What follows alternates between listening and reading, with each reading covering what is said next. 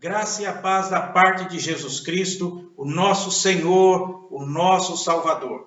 Bom dia a todos os irmãos e irmãs, que possamos desfrutar deste momento, que nós possamos realmente ser conduzidos pelo Espírito Santo, que ele venha a esclarecer a nós a sua palavra e trazendo a nós cada dia, a cada momento, a certeza que nós pertencemos ao povo de Deus. É com alegria que estamos aqui mais esse dia para termos a nossa escola bíblica dominical. E hoje nós vamos prosseguir os nossos estudos e estamos observando sobre o tema firmados na fé e hoje meditaremos no terceiro ponto sobre esse tema, ou seja, como crescer na vida cristã.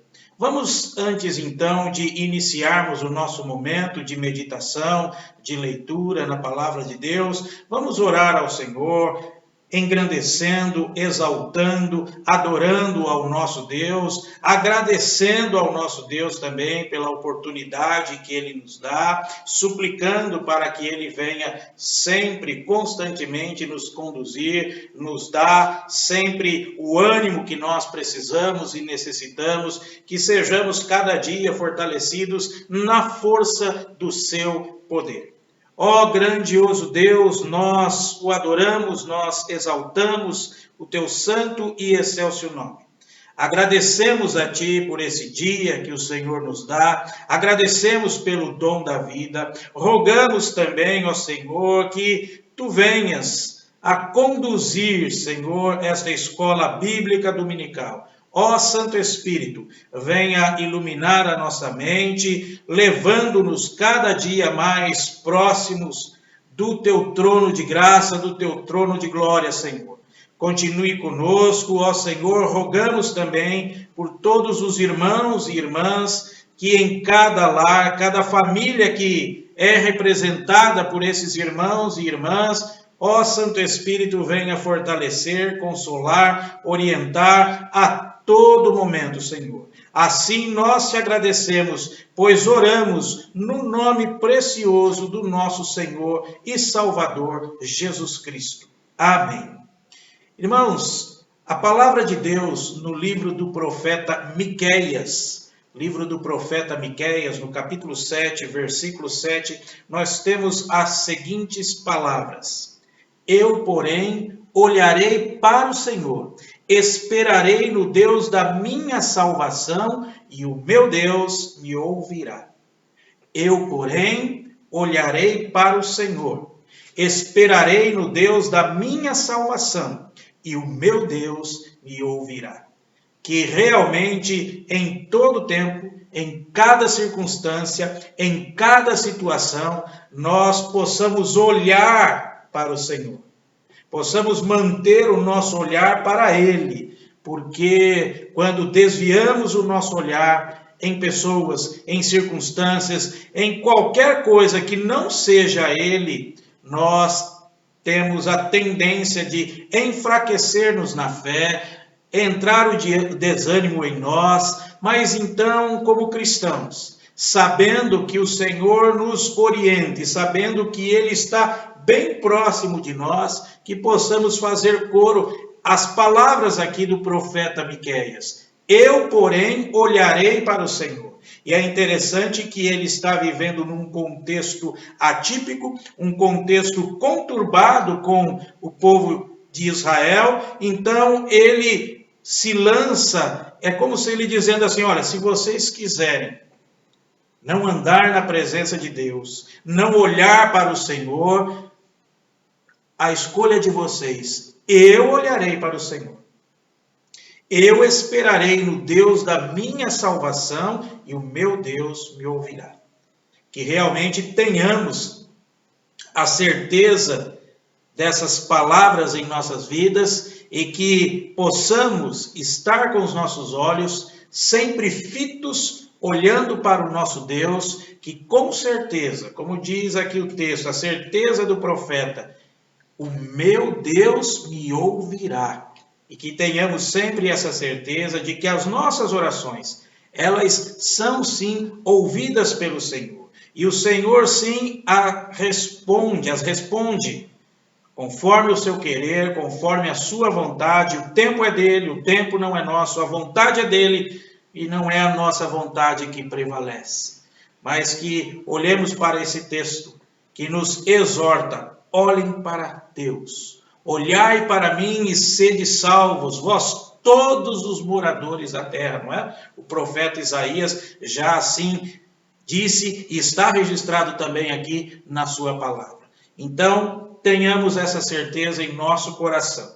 Eu, porém, olharei para o Senhor, esperarei no Deus da minha salvação e o meu Deus me ouvirá. Louvado seja o nome do Senhor. Quero convidá-los, então, a louvarmos ao Senhor com o hino 110A. Hino 110A dos nossos hinários, que tem como título Crer e Observar. Hino 110A. Louvemos ao Senhor.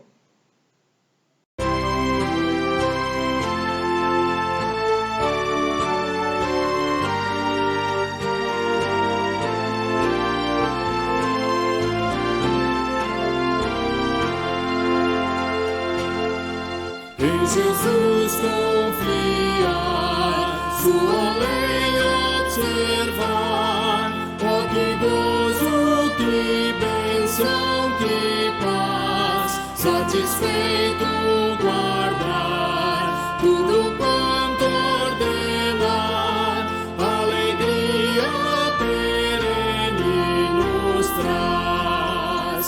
Crer e observar tudo quanto ordenar, o fiel obedece ao que Cristo mandar.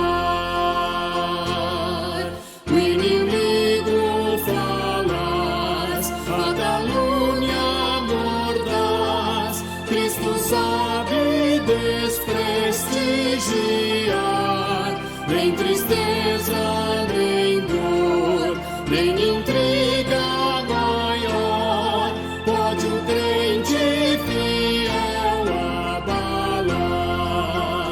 Crer e observar tudo quanto ordenar, o fiel obedece ao que Cristo mandar.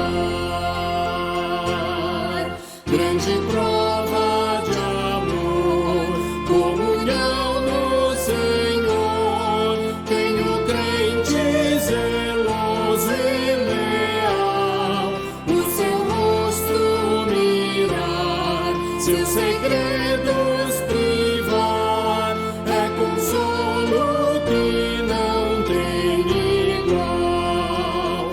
Crer e observar tudo quanto ordenar, o fiel obedece ao que Cristo mandar.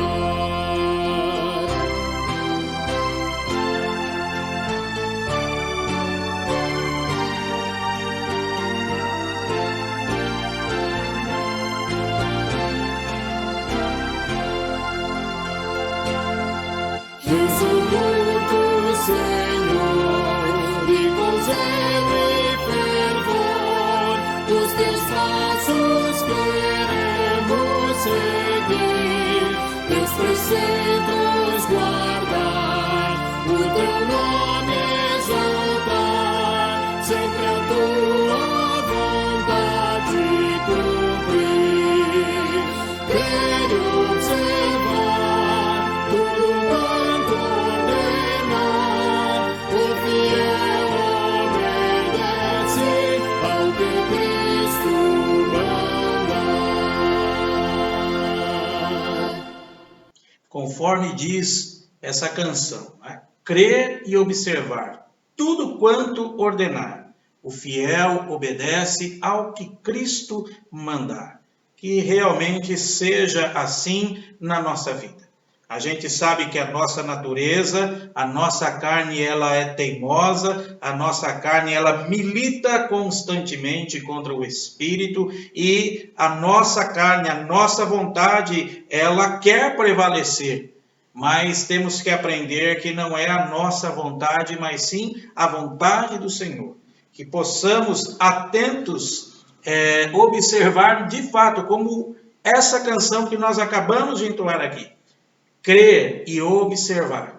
Que Deus nos dê sempre essa graça e sempre essa paciência de observarmos a sua palavra e assim andarmos conforme o seu querer para o louvor e para a glória do nosso grandioso Deus. Irmãos, queremos também agradecer ao nosso Deus pela vida de 3 irmãos que tiveram o privilégio de completar mais um ano de existência. Ontem completou mais um ano de vida o nosso irmão Fábio Rogério. E nós agradecemos pela vida do nosso irmão. Que Deus continue a abençoar a sua vida, abençoar a sua casa, a sua família. Seja grandemente abençoado pelo Senhor, irmão Fábio. Também queremos agradecer, hoje completam mais um ano de vida, os nossos irmãos, o Jerônimo e a nossa irmã Laís. Jerônimo, que Deus abençoe grandemente a sua vida, abençoe o seu lar, a sua família e esteja constantemente com você em todos os caminhos. Que Deus continue a abençoá-lo. Também, irmã Laís, que Deus abençoe grandemente a sua vida, a sua família, o seu lar, que Deus constantemente esteja direcionando, fortalecendo a sua vida. Um feliz aniversário para vocês, irmãos Fábio e Jerônimo e Laís. Que Deus abençoe grandemente a vida de vocês. Irmãos, hoje, na continuidade do nosso estudo, que temos como título Firmados na Fé, conforme os irmãos estão observando aí a figura, nós hoje iremos estudar o capítulo 3, ou seja, a parte 3 deste estudo, que tem como título Como Crescer na Vida Cristã. Nós já pudemos observar anteriormente, na parte 1 do domingo retrasado, nós observamos o começo da vida cristã, ou como se tornar um cristão. E observamos sobre uma pergunta bem interessante: o que é o cristianismo? E para respondermos a esta pergunta, o que é o cristianismo, começamos respondendo, falando e enfatizando o que o cristianismo não é. Então a gente recorda aqui que o cristianismo não é em sua essência um credo ou uma profissão de fé. Observamos também que o cristianismo não é, em sua essência, um código de conduta. Observamos também que o cristianismo não é, em sua essência, um culto, um sistema de adoração religiosa. E aí sim, fomos então para a resposta. O que o cristianismo é? O cristianismo é Cristo, O cristianismo, ele é uma pessoa, é uma relação pessoal com essa pessoa. Então, como nós nos comportamos diante dele, sabendo que o cristianismo é Cristo. Então, o que fazer para nos comprometermos com Cristo, com essa pessoa, Jesus Cristo? E aí a gente observou 4 passos a seguir: admitir, crer, considerar e fazer. Essa foi a primeira parte. A segunda parte, na semana passada, nós observamos como ter a certeza de que se é cristão. Como ter essa certeza? Essa convicção, ela se apoia em 3 verdades. Primeiro observamos lá a obra de Deus Filho, depois a palavra de Deus Pai, a palavra de Deus Pai, as promessas de Deus, a palavra de Deus Pai, de uma vez por todas, e também o testemunho de Deus Espírito Santo.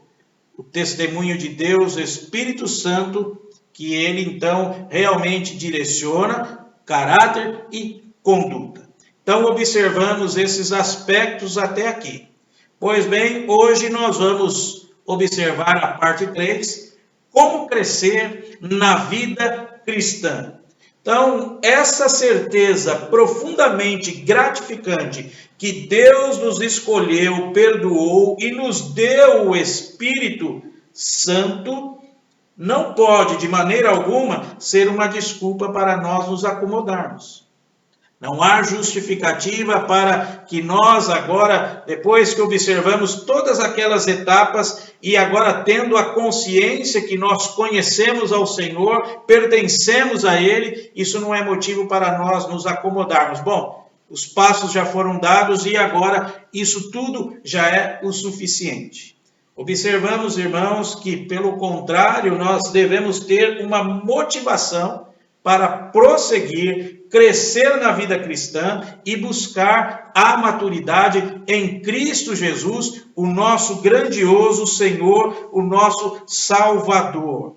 Então, nós devemos observar sobre esta questão. Vamos, então, olhar aí sobre a necessidade de crescimento.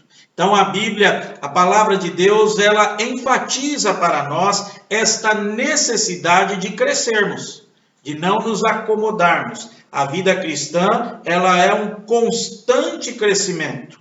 Não há um momento sequer, enquanto aqui estivermos, que haverá aquele momento, olha, eu não tenho mais onde crescer espiritualmente. Não, a palavra de Deus diz para nós que a vida cristã é um constante crescer. E nós devemos sim manter a perseverança de crescermos na graça e no conhecimento do nosso Senhor. Então, aí a necessidade do crescimento espiritual. E o crescimento cristão, ele é ilustrado no Novo Testamento através de diferentes metáforas. Uma das mais importantes utiliza as palavras justificação e santificação e estabelece uma distinção muito clara entre elas. O termo justificação nos diz que somos aceitos por Deus. Ele nos dá essa condição quando confiamos em Cristo, o nosso Salvador. É isso que significa o termo justificação. Justificação é, na verdade, um termo legal emprestado dos tribunais. E o seu oposto é condenação. Justificar significa absorver. Declarar que a pessoa acusada, agora ela é justa, ela é inocente. Não deve mais nada à justiça. E no nosso caso, o juiz divino, nosso Senhor, já que o seu Filho arcou com a nossa condenação, nos justifica, declarando-nos inocentes diante dele. Olhemos o texto de Romanos, capítulo de número 8, versículo 1. Romanos 8, 1, que diz assim: agora, pois, já nenhuma condenação há para os que estão em Cristo Jesus. Agora, pois, já nenhuma condenação há para os que estão em Cristo Jesus. Está aí o termo, a nossa justificação. Então, a palavra de Deus, quando nos ensina sobre esse aspecto, a gente recorda, e os irmãos têm oportunidade de ler aí, está aí em tela, nos diz que somos aceitos por Deus. É verdade que a Bíblia diz, não há um justo sequer. Não há um ser humano sequer justo. A questão é que somos declarados, justificados por Deus, por causa da obra perfeita e completa do nosso Salvador, Jesus Cristo.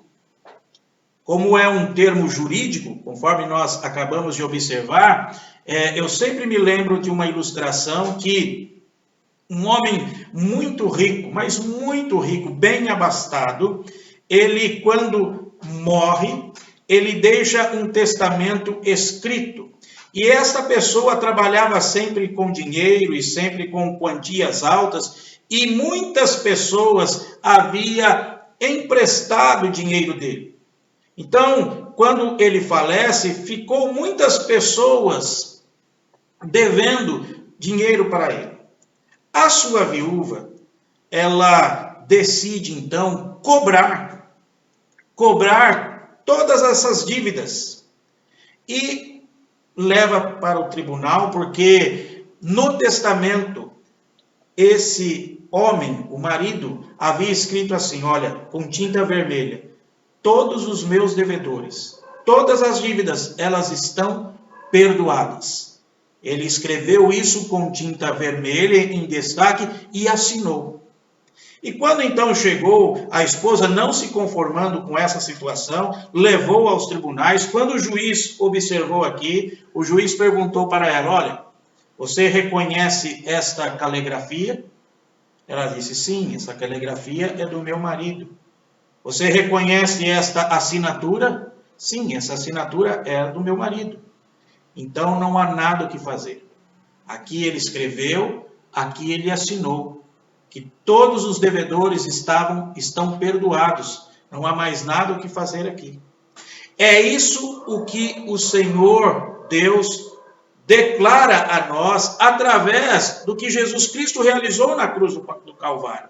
Ele pagou as nossas dívidas. Não há mais nenhuma dívida para com Deus. Nós estamos reconciliados com Deus. Então isso deve estar sempre firmado na nossa mente, no nosso coração. Agora, pois, já nenhuma condenação há para os que estão em Cristo Jesus. Em Cristo Jesus. Toda a nossa dívida para com Deus, ela foi paga. Por isso Deus nos declarou justificados. Mas também há um outro tema que está aí, que é a santificação. Nós temos aí a santificação, que ela descreve o processo pela qual os cristãos justificados, ou até melhor, declarados justificados, são transformados, tornando-se semelhantes a Cristo. E quando o Senhor nos declara justificados, Deus nos declara justos através da morte de Cristo por nós. E quando nos santifica, Ele nos faz justos pelo poder do Espírito Santo que habita em nós. Que entendamos bem isso. Então, quando nos justifica, Deus nos declara justos através da morte de Cristo por nós. E quando Ele nos santifica, Ele nos faz justos pelo poder do Espírito Santo que habita em nós. A justificação, meus irmãos, tem a ver com a nossa condição exterior. Como aceitos por Deus. Fomos aceitos por Deus em Cristo. Já a santificação tem a ver com o nosso crescimento interior, em santidade, em caráter. Então, prestemos bastante atenção nessa relação. Além disso, enquanto a nossa justificação, ela é repentina e completa, de modo que nunca seremos mais justificados do que fomos no dia da nossa conversão, a nossa santificação é gradual, ela é incompleta. No tribunal, leva apenas alguns minutos para o juiz pronunciar o seu veredito e absolver o acusado. Já para chegarmos pelo menos perto de nos tornarmos semelhantes a Cristo, leva uma vida inteira. Então veja aí a diferença, a necessidade do nosso crescimento, a necessidade de termos a consciência do significado da vida cristã e o que o Senhor fez para nós. Justificação e santificação. Observemos aí também, que está aí em tela, nascidos de novo. Todos os autores do Novo Testamento, eles nos ensinam essa distinção entre o começo e a continuação da nossa vida cristã.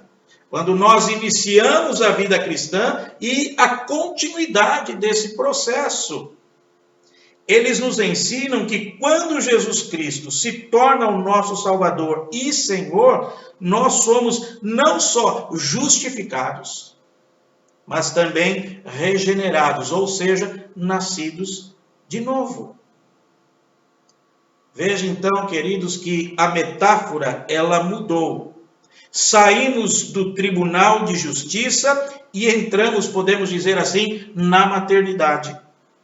O que vemos diante de nós não é um prisioneiro que foi absolvido, mas um bebê que acaba de nascer.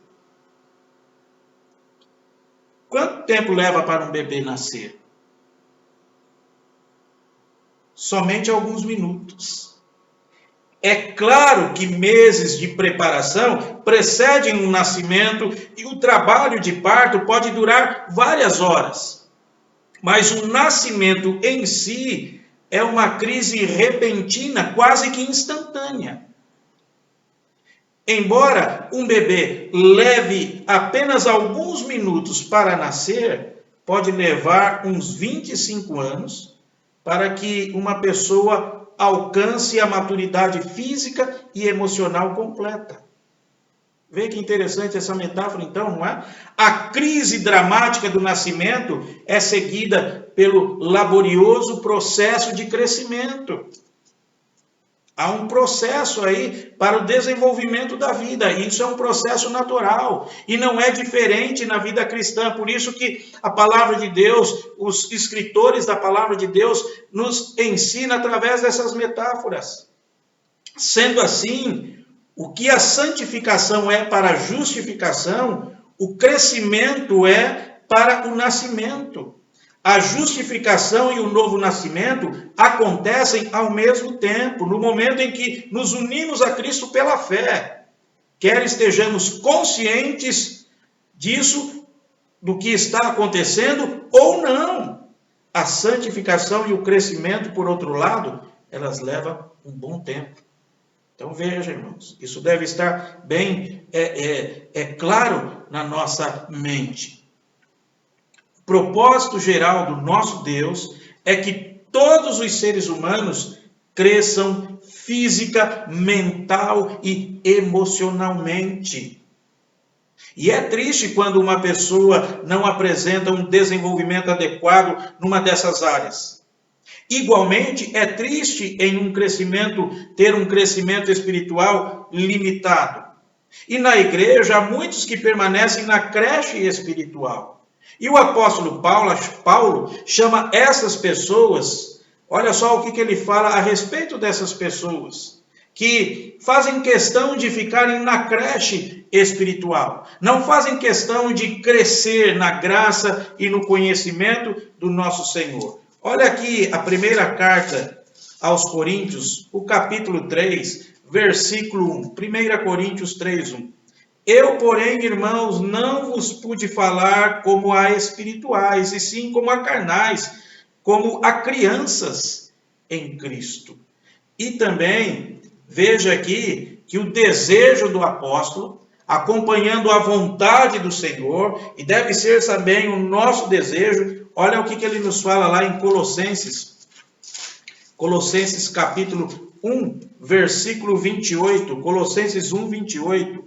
O qual nós anunciamos, advertindo a todo homem e ensinando a todo homem em toda sabedoria, a fim de que apresentemos todo homem perfeitos em Cristo.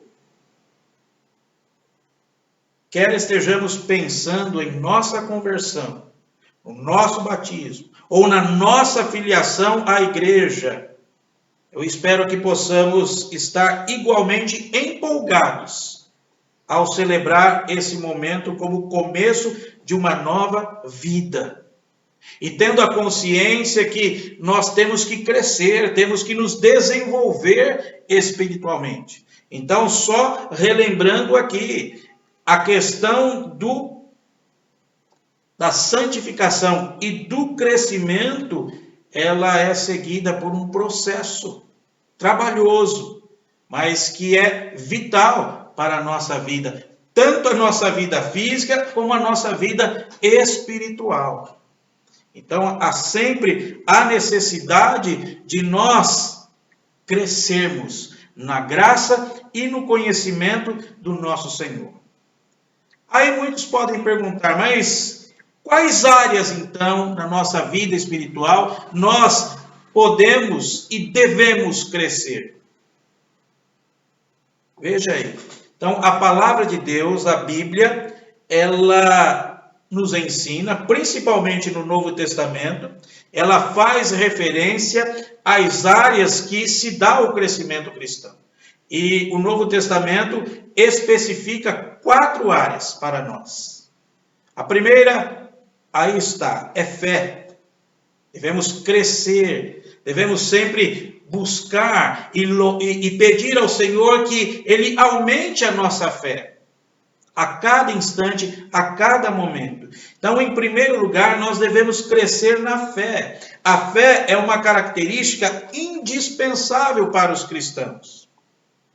Muitas vezes, eles são identificados como crentes, né? Nós somos identificados como crentes.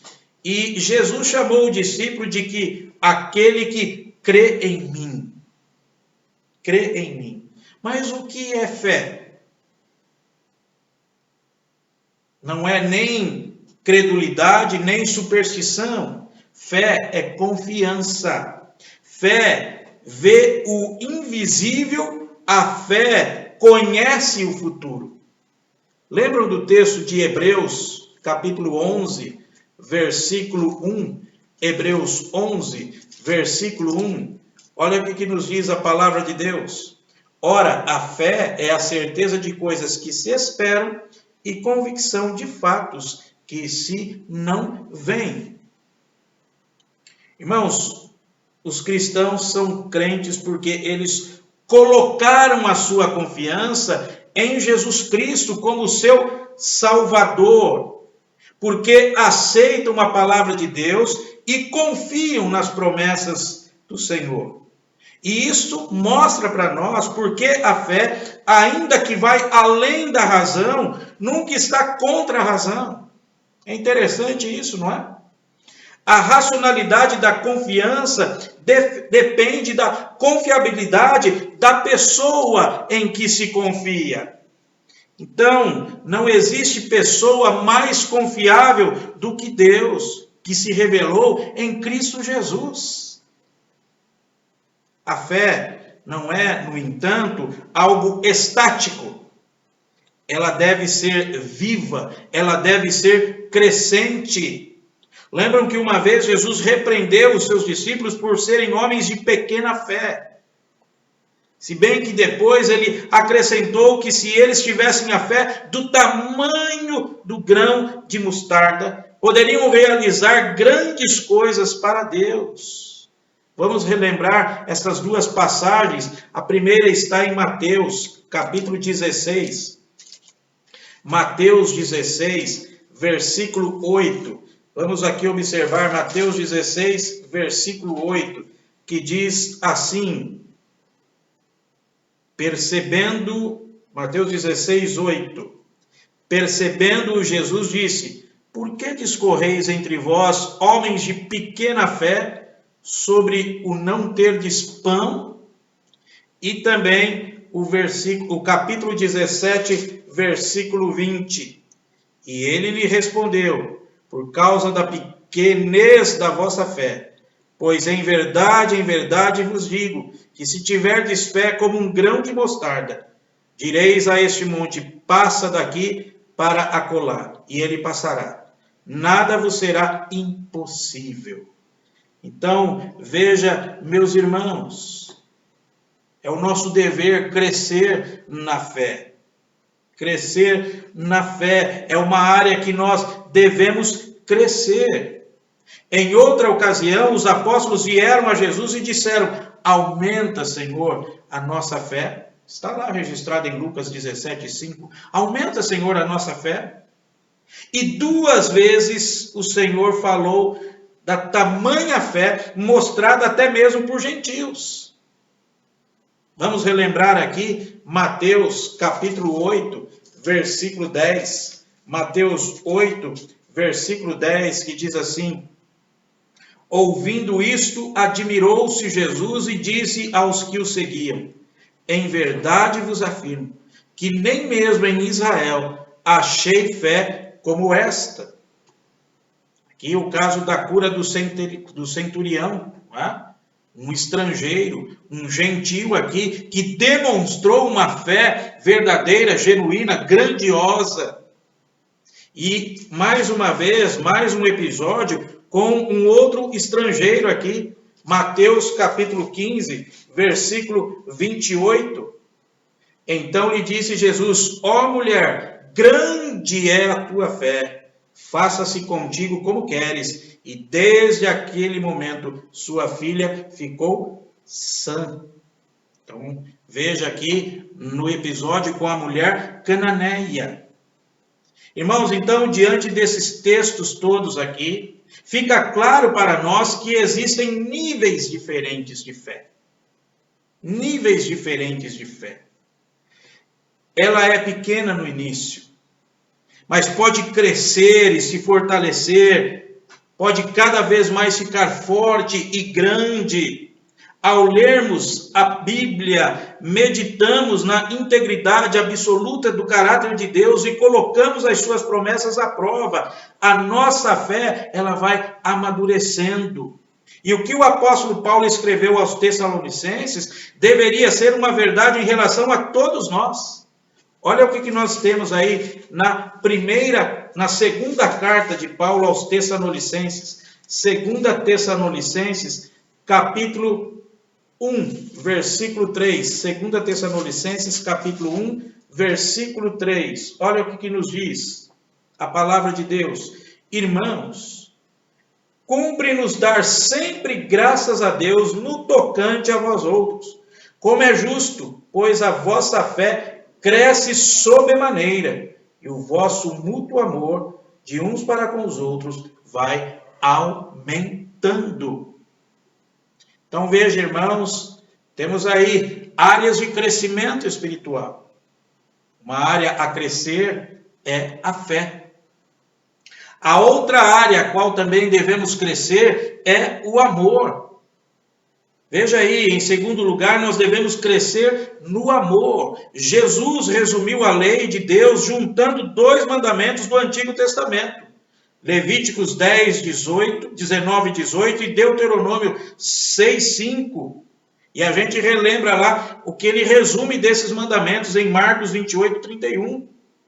Tá? Então vamos observar esses textos aqui. O primeiro está em Levítico, capítulo de número Levítico 19, vamos observar o texto aqui, Levítico 19, versículo 18, olha o que nos diz esse texto. Não te vingarás, nem guardarás ira contra os filhos do teu povo, mas amarás o teu próximo como a ti mesmo. Eu sou o Senhor. E também observamos aqui o texto que está em Deuteronômio, capítulo 6, Deuteronômio 6, versículo 5. Olha o que nos diz aqui, Deuteronômio 6, 5. Diz assim: amarás, pois, o Senhor teu Deus de todo o teu coração, de toda a tua alma e de toda a tua força. E aí vamos para o Novo Testamento, lá no Evangelho do Senhor, lá em Marcos, capítulo de número 12. Marcos, capítulo 12. Observamos então o texto, Marcos capítulo 12.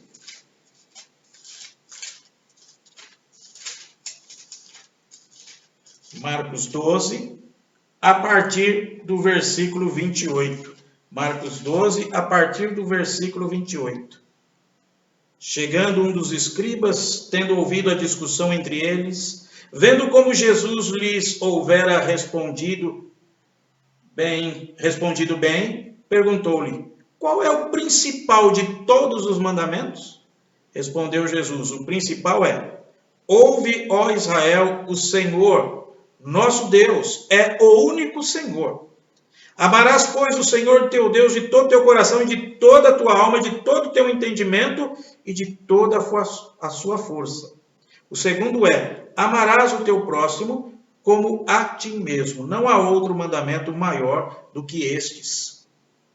Então veja, irmãos, nós observamos assim, e devemos sim crescer no amor. Também nós lemos que o amor é maior do que a fé e a esperança, e de fato, a maior de todas as virtudes. Depois vocês conferem lá na primeira carta aos Coríntios, capítulo 13, onde ele expressa toda essa questão aí. E a razão para isso é que Deus é amor, e ele derramou sobre nós o seu amor. Vejamos aqui na primeira carta de João, capítulo 4, 1 João, capítulo 4, versículo 7 a 12. 1 João 4, 7 a 12. Amados, amemo-nos uns aos outros, porque o amor procede de Deus. E todo aquele que ama é nascido de Deus e conhece a Deus. Aquele que não ama não conhece a Deus, pois Deus é amor. Nisto manifestou o amor de Deus em nós, em haver Deus enviado o seu Filho unigênito ao mundo, para vivermos por meio dele. Nisso consiste o amor, não em que nós tenhamos amado a Deus, mas em que ele nos amou e enviou o seu Filho como a propiciação pelos nossos pecados. Amados, se Deus de tal maneira nos amou, devemos nós também amar uns aos outros. Ninguém jamais viu a Deus. Se amarmos uns aos outros, Deus permanece em nós e o seu amor é em nós aperfeiçoados. Então, observem aí, meus irmãos, e mesmo assim, temos de confessar que nem sempre nós, os cristãos, temos nas igrejas esse conhecimento. Somos conhecidos, aliás, pela qualidade do amor. Infelizmente, nem sempre. Nós, como cristãos, somos conhecidos pela qualidade do amor. Isso é infelizmente mesmo. Né? E o apóstolo Paulo, ele teve de chamar os coríntios de mundanos, de infantis, porque havia inveja, contenda entre eles. Olhe, por exemplo, o capítulo 3 de 1 Coríntios. Podemos imaginar qual a avaliação que Paulo faria das nossas igrejas hoje?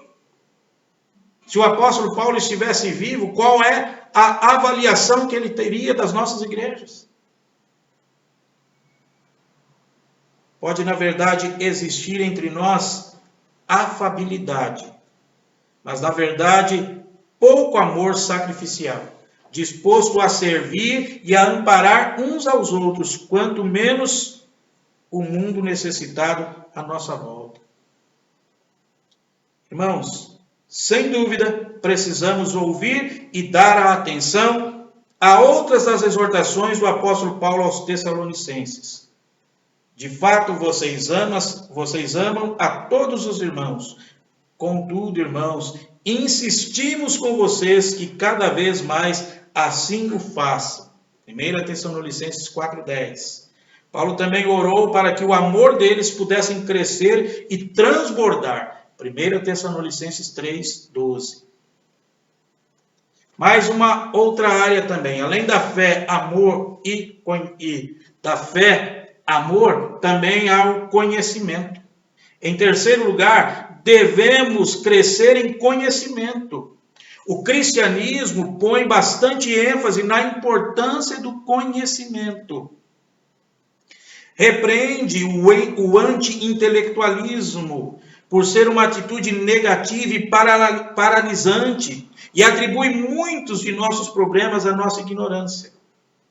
Irmãos, sempre que o coração está cheio e a cabeça vazia, surge fanatismo perigoso. Ninguém salientou isso mais do que Paulo. Paulo falou sobre isso por várias vezes. 1 Coríntios 14:20 está lá. Muitas das suas exortações começavam com o refrão: eu quero que vocês saibam, ou não quero que vocês sejam ignorantes. Deixando implícito que se os leitores soubessem, tivessem consciência, conhecessem, eles agiriam de forma diferentes. Há vários textos nas cartas paulinas, Efésios, Filipenses, Colossenses, ele trata sobre esse assunto. Devemos também lembrar que o conhecimento não é somente intelectual, vai além do compreender, abrangendo o experimentar, principalmente em se tratando de conhecimento de Deus. Mas, observamos, irmãos, nós já vimos a essência do que é ser cristão. implica num relacionamento vivo e pessoal com Jesus. Assim como todos os relacionamentos, este também deve ser dinâmico, estar sempre crescendo, conhecendo ao Senhor. Vamos ler o texto que está em 2 Pedro, segunda carta de Pedro, capítulo 3, versículo 18, 2 Pedro 3, 18, que diz assim: